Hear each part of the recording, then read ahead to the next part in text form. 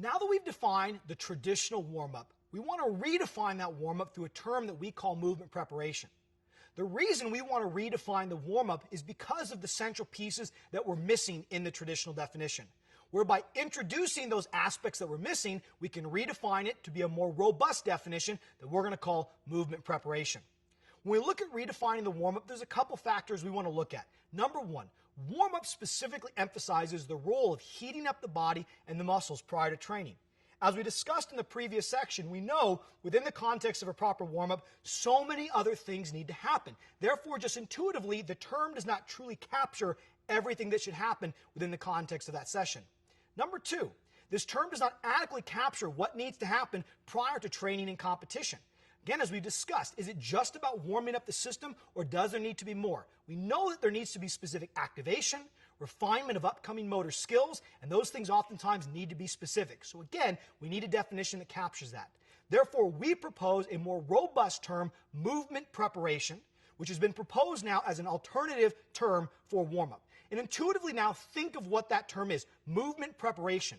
We are doing everything possible to prepare you to move. And therefore, preparation to move involves specificity of movement, heating up the body, optimizing overall joint mobility and flexibility, as well as the specific activities that you need to be good at going into either a field-based session or within strength and power in the weight room. Therefore, movement preparation is the redefining term that we use for the former warm-up. Now, in looking at this, we have a global definition that we want to put towards movement preparation. It is an integrated approach to prepare the athlete physically and mentally for the demands of training and competition through a progressive and specific preparatory period. All these terms start to map very nicely with how you might also describe a movement skill session or a weight room-based session. Therefore, we look at movement preparation as something you can progress across an athlete's lifespan, from novice to elite. Therefore, we immediately knock out any of the monotony, and we look at it as a critical training component that is as important in developing the athlete as any other training component that we're going to share. Now, in looking at movement preparation, we do want to now define our 5 major training components. Some of these are going to be similar to that of the traditional warm-up, but as we've discussed, we're going to add in a few critical concepts that make this more robust.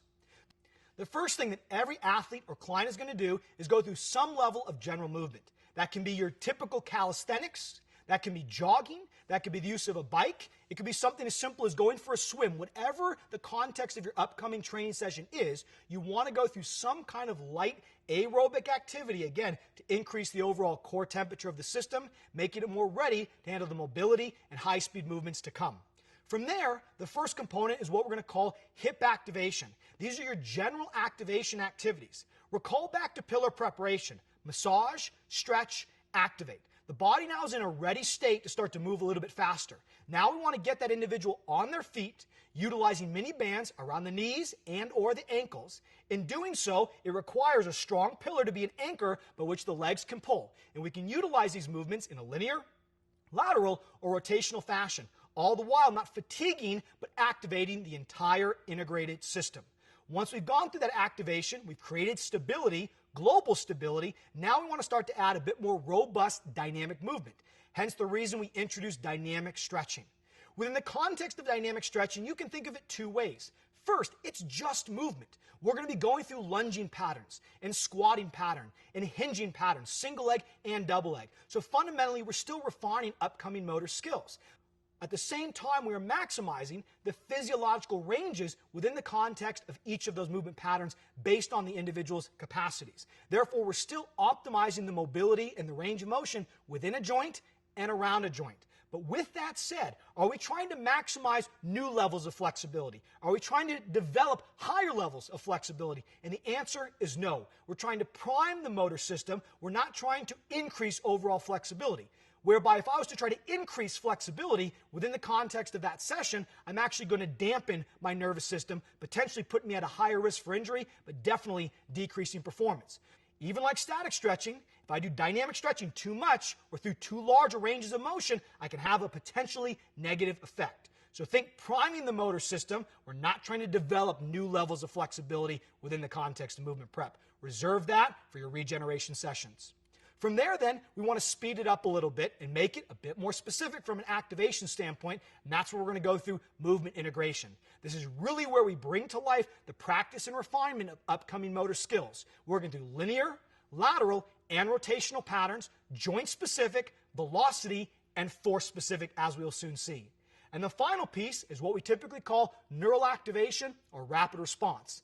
Oftentimes, these are fast feet type drills, either in place from a base position, utilizing hurdles, or potentially even a ladder. These can be reactive or non-reactive, but the commonality is low amplitude, high-speed movements that are meant to flip the switch and give us the specific post-activation potentiation we're looking for. Noticing within the context of the Exos training system, as soon as they leave this component, they're going either right into plyometrics or movement skills. Therefore, they need to exit your movement preparation session with the readiness to go. Now that we understand all 5 components, let's go ahead and look at each one with a bit more detail. Let's start with general movement. From a considerations perspective, we want to focus on the movement selection. Again, are you going into a linear session, a lateral session, a multi-directional? What is the context? That should dictate likely how you're going to prepare. So within this, we can do jogging, we could do jump rope, we could ride a light bike, we could do general calisthenics through a multitude of directions, lateral shuffling, karaoke, anything. The key determinant that this is low grade, it's aerobic based, we're trying to get a light sweat, heat in the body, non-fatiguing. Simply prepare the body for more robust movements. Hence the reason our emphasis is increasing temperature, and equipment is not applicable. If you want to use equipment, you can, but do you have to? Absolutely not. Once the individual has gone through general movement, then we want to kick them into that hip activation. So our major considerations are as follows: the movement you're going to select, the direction of that movement, and the overall difficulty, i.e., are you using one band? Are you using 2 bands? Is it around the knee? Is it around the ankle, considering overall lever length? So in looking at this from there, what's the emphasis? It's going to be activation. We're trying to get total system activation with specific emphasis at the hip. So even though the dominant patterns are going to come from the hip, the knee, and the ankle, what has to be stable? The trunk. The trunk has to be the anchor by which the legs pull on. Therefore, this is total system activation. And really, the only equipment we need in this instance is mini bands. And if you didn't have mini bands, there's a multitude of ground-based movements you can do to activate the hip and the trunk. While not ideal, because it doesn't get them in an actual gait-based, gravity-based, body-loaded position, it still can help facilitate overall activation before speeding it up. So let's now take a look at a couple different movement patterns across movement, direction, and difficulty. When we start with movement, we can really think of 2 different categories: straight leg versus bent leg. So our straight leg, as an example, we could do a straight leg linear walk. In this case, we have mini bands about the knee and the ankle. Do you have the option to use just one mini band at the knee or the ankle? 100%. Key pieces with all of our linear straight leg based work is tall body posture, again, create the anchor by which those legs can pull on. From straight leg then, we can go into bent leg. Again, by bending the legs, and therefore bending at the hip and the knees, we put the hip on a different level of load. Therefore, our hip rotators have to do a lot more work, as well as it puts the total body system in a state of having to accept body load. Whereas in the straight leg, a little bit easier, locking out the knees. In the bent leg position, a bit more difficult. So think about your session. Are your athletes going to have a low center of mass, such as the case with change of direction? Or are they going to be in a bit more of a taller position, such as the case with absolute speed or top-end speed running? That can help influence your consideration for straight versus bent and where you utilize the bands. For movement then, we want to put in considerations for overall direction. Are we going to have the athlete move in a linear fashion? Again, here we can see a bent leg linear walk. In this instance, the mini band is around the knees, which is going to put a much higher stretch on the overall hip rotators. Therefore, the hip rotators are going to have to work from an anti-rotation standpoint, anti-valgus. We don't want the knees to go in to keep that straight line walk. From there then, same thing, but now we can work lateral. Instead of those hip rotators working fundamentally statically, now they're working dynamically to actually drive that push, recover, push, recover. So again, considerations for linear lateral should be based on the dominant directions in the upcoming movement skill or weight room-based session. And then finally, difficulty. In the case of the mini bands, if I'm to use one mini band, you could argue that that is easier than two mini bands. But within the context of one mini band, even easier would be about the knees because the lever arm is shorter. Therefore, increasing difficulty would be band around the ankles. And then the third level of difficulty would be two bands, or all the while manipulating the load of the band. Independent of where you typically buy your bands, you're going to have 4 to 5 loading options. So make sure you factor all those in based on the progression and the capability of the athlete. Then from there, the most difficult, as we've referenced, could be the double band.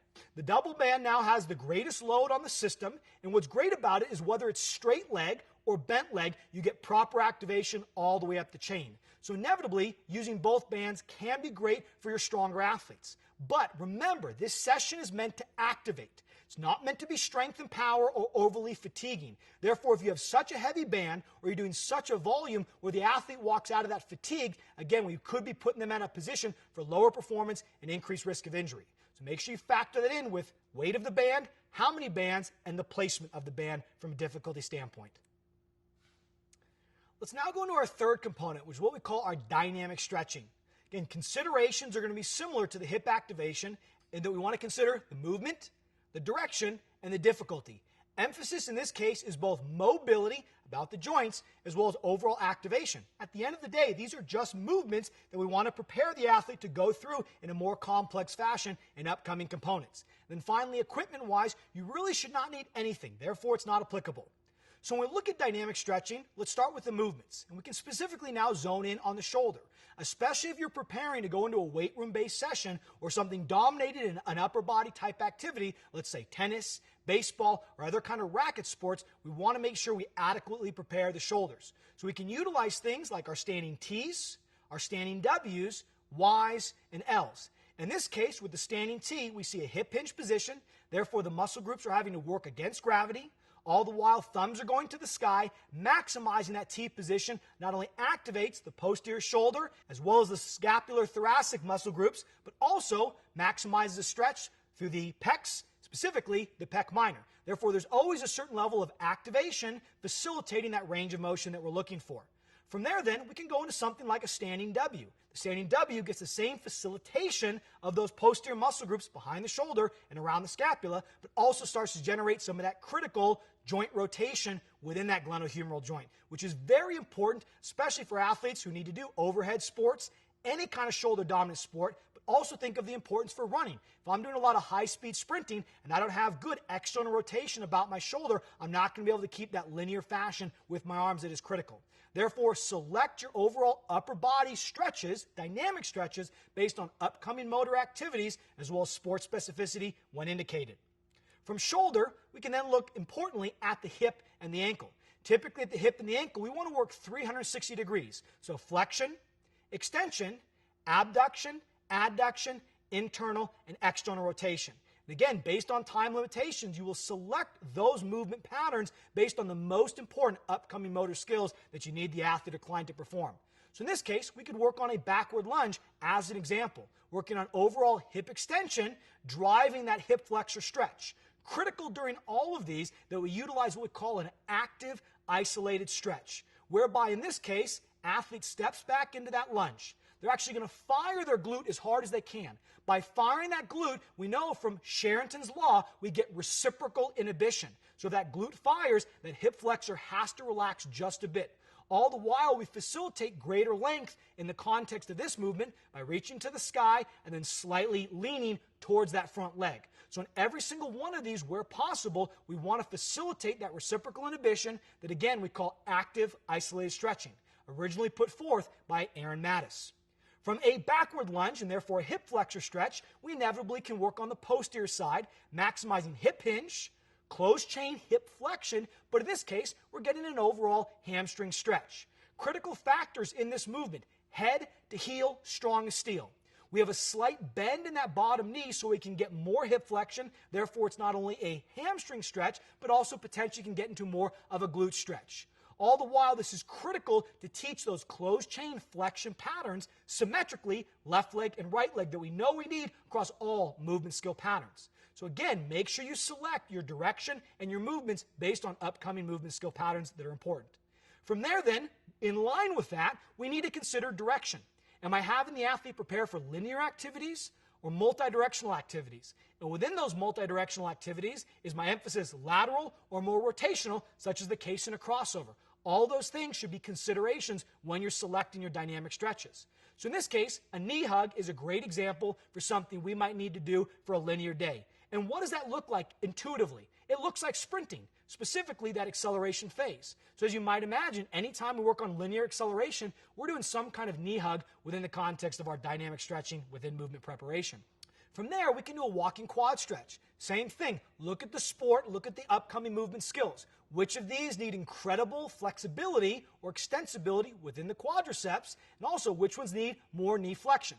I look at absolute speed, high speed running, how important it is to be able to get those laces, that shoe, right up under the body as we whip back and down through the ground. Therefore, consider the movement skill and the joint mobility needs within that upcoming movement skill when you select each of these patterns, especially from a linear perspective. From there then, direction, lateral. If I'm doing a lot of cutting, a lot of shuffling, I want to make sure I practice and refine the upcoming motor skill, but also the mobility needs. So in this case, we could work through a lateral squat, which is done in place. And again, within all of these, you'll notice some of these can be done moving over the course of 10 yards, but all of these have a version whereby they can be done in place. So you are not restricted to have to use a large field space. Everything can be done in a 3 foot by 3 foot box if necessary. From a lateral squat, we could do something a bit more dynamic and go into a lateral lunge. Whether it's alternating in place, such as the case is this video, or continuing that lateral lunge, moving to the left or the right, getting a bit more specific for any kind of upcoming motor skill that relates to shuffling and cutting. So lateral, identify and use it if the upcoming session demands it. From there then, rotational.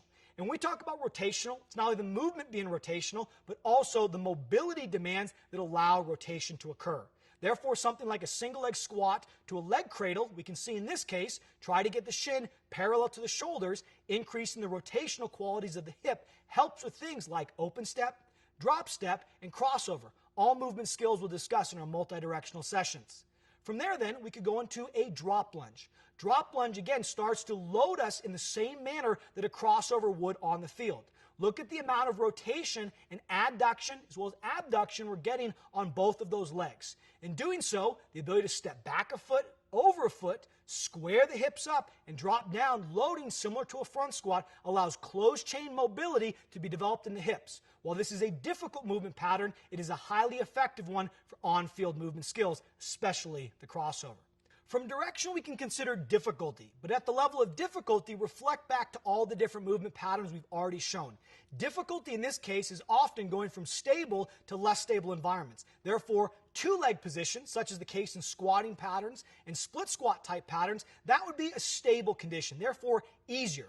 I could progress that difficulty to go into more one-leg patterns, such as the case in the knee hug or the leg cradle. Therefore, when we talk about difficulty in the context of dynamic stretching, think of the difficulty, or rather the stability demands that the movement requires. That is how you articulate an easier or more stable environment to a more difficult, less stable environment relative to basis support. Now we want to take a look at our movement integration. Hopefully what you've noticed with each subsequent level, the speed has increased and the movements themselves start to look and reflect upcoming motor skills, such as sprinting, change of direction activities. With movement integration, again as the other sections, we want to consider the movement patterns, the direction, and the overall difficulty. The emphasis is specificity of upcoming movement patterns, therefore it's that practice and rehearsal as well as activation. But now we can see the activation relative to the hip activation section is a lot more specific and relevant.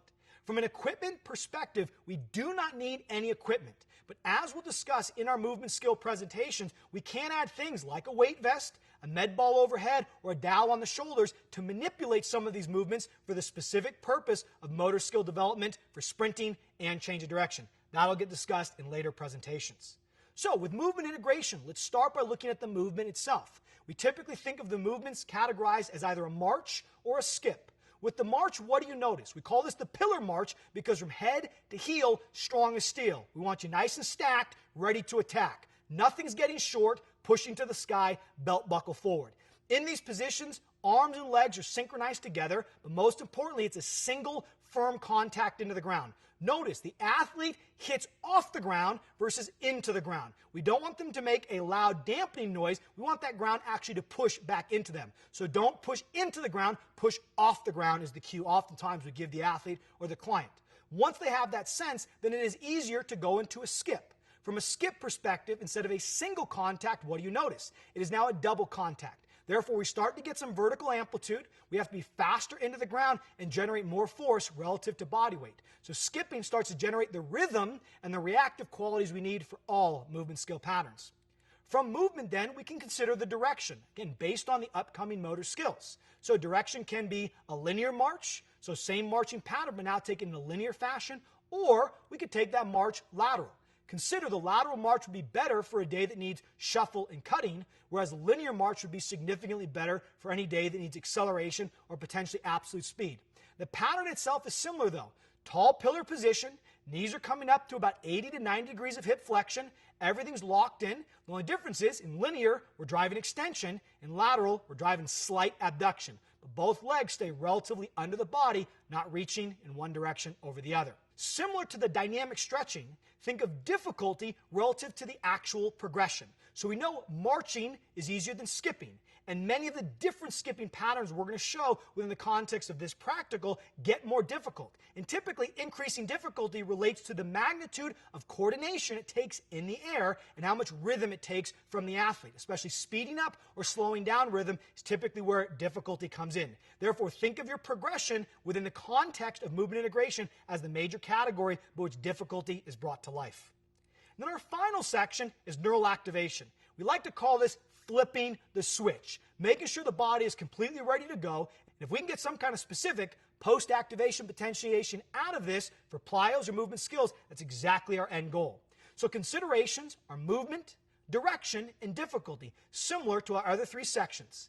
Emphasis, specificity, and activation, again with the same exact undertones of movement integration, just a slight different variation. And then finally, equipment. You do not need any equipment. We can do many of these patterns from a rapid response perspective in place, but you can use hurdles, ladders, dots, and lines, introducing both non-reactive and reactive qualities. The key determinant is low amplitude, high-speed movements over short duration, non-fatigability, facilitate the body's post-activation potentiation.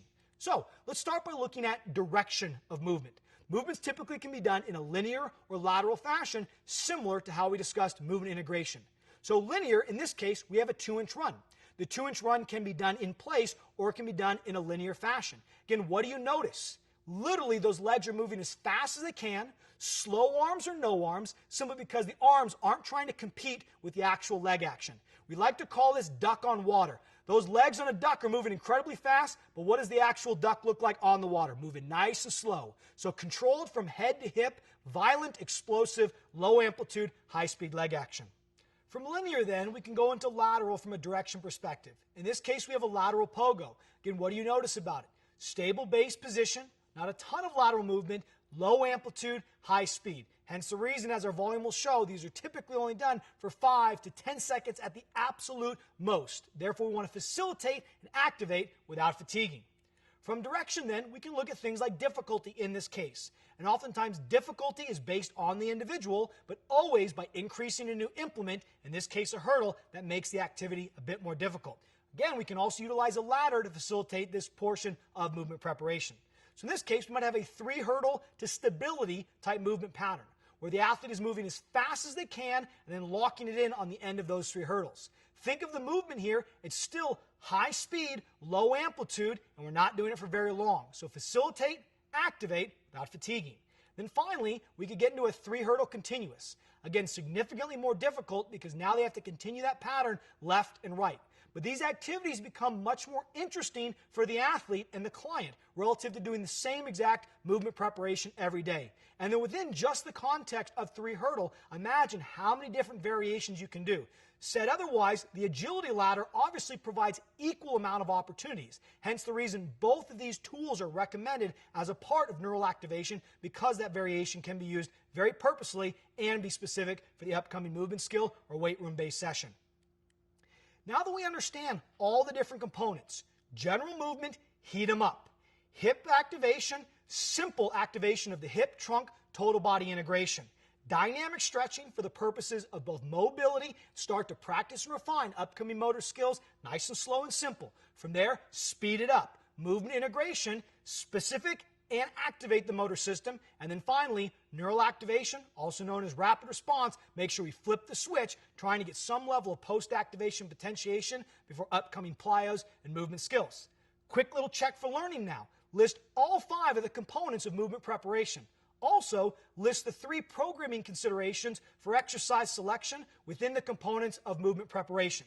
So take a total inventory. What are the major 5 components that we want to discuss, and what are the considerations for each of those when we talk about design? Here's a hint. Think about what is happening within the context of the upcoming session, plyo, movement skill, and the weight room.